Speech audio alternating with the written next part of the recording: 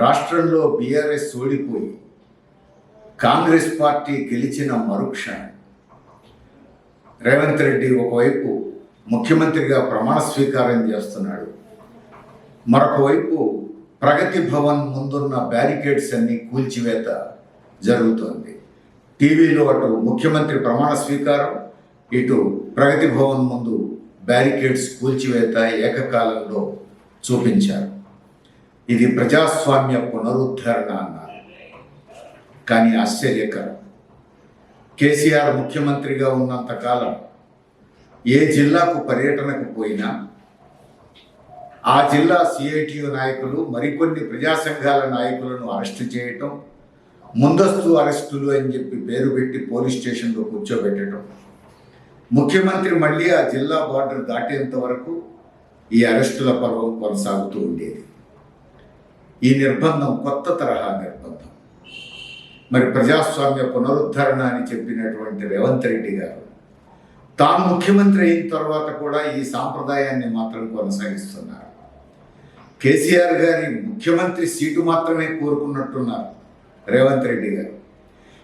కేసీఆర్ గారు ముఖ్యమంత్రిగా ఉన్నప్పుడు అనుసరించిన సంప్రదాయాలు మాత్రం రేవంత్ రెడ్డి గారికి కూడా నచ్చినట్టున్నాయి అని కొనసాగిస్తున్నారు.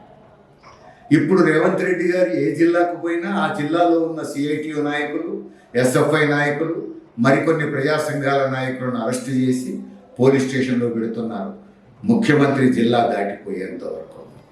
ఈరోజు వరంగల్ పట్టణంలో కూడా అదే జరిగింది. వరంగల్ జిల్లా సిఐటియు నాయకులు సింగారప్ బాబుని తీసుకుపోయి పోలీస్ స్టేషన్లో పెట్టారు పొద్దున్నే. ఎందుకు తీసుకుపోతున్నారు అని అంటే ముందస్తు అరెస్టు అంటున్నారు. ముఖ్యమంత్రి ఊరు వస్తున్నాడు కాబట్టి ముఖ్యమంత్రి ఊళ్ళోకి వస్తే సంతోషించాలి. అనేక ప్రజా సంఘాల వాళ్ళు ప్రజా సమస్యల మీద వినతి పత్రాలు ఇస్తారు. మా దగ్గరికి వస్తున్నాడు ముఖ్యమంత్రి, మా సమస్యలు చెప్పుకుందాం అనుకుంటారు. ఆ అవకాశం ఇవ్వాల్సింది పోయి ముఖ్యమంత్రి వస్తున్నాడు కాబట్టి ప్రజా సంఘాల నాయకుల్ని తీసుకుపోయి పోలీస్ స్టేషన్లో పెట్టడం ఇది ఎక్కడి సాంప్రదాయం? ఇది కేసీఆర్ ప్రభుత్వం ప్రారంభించిన సాంప్రదాయం. ఇప్పుడు రేవంత్ రెడ్డి ప్రభుత్వం కూడా కొనసాగిస్తున్న సాంప్రదాయం. మరి ఇది ఏమి ప్రజాస్వామ్య పునరుద్ధరణ అనాలి? ఇది వరంగల్కే పరిమితం కాలేదు. ఇప్పటి వరకు ముఖ్యమంత్రికి వెళ్ళిన ప్రతి జిల్లాలోనూ అదే జరిగింది. ఈరోజు వరంగల్లో కూడా అదే జరిగింది. ఎందుకు అరెస్ట్ చేయాలి? పోనీ ఏమైనా ముఖ్యమంత్రికి నిరసన తెలియజేయాలని పిలుపు ఏమన్నా ఇచ్చారా అంటే అది కాదు. ఎవరి పని మీద వాళ్ళు ఉన్నారు.